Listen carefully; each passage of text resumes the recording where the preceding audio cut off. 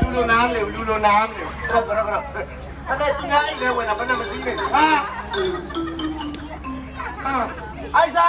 ယာချီဟဲရောခဏတိုင်းလောက်ဟုတ်ကဲ့အလိုဟောပါဟေးအိုးနေနေ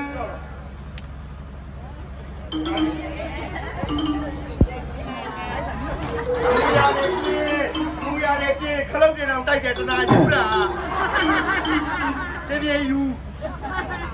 အိုက်ဆာချီဟော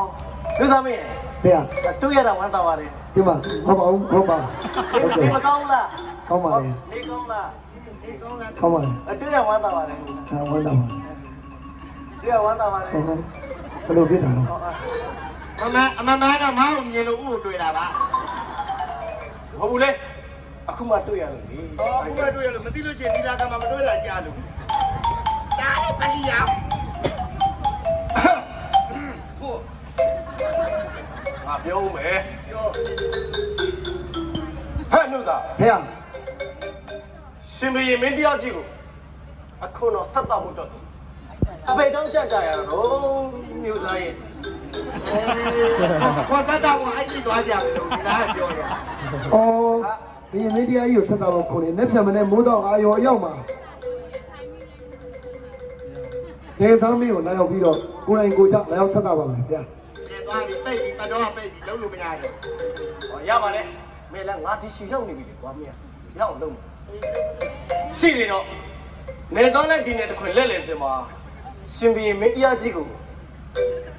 အခုတော့ဆက်တော့အတွက်တခါတည်း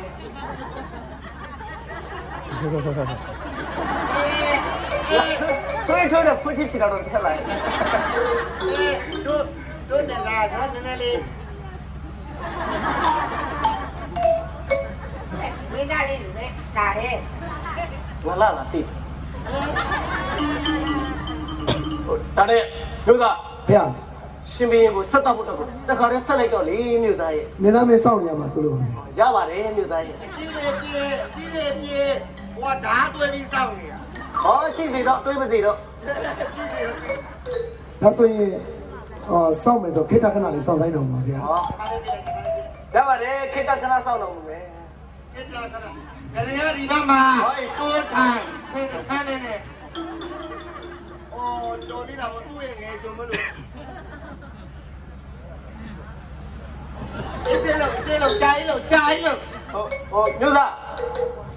ရေ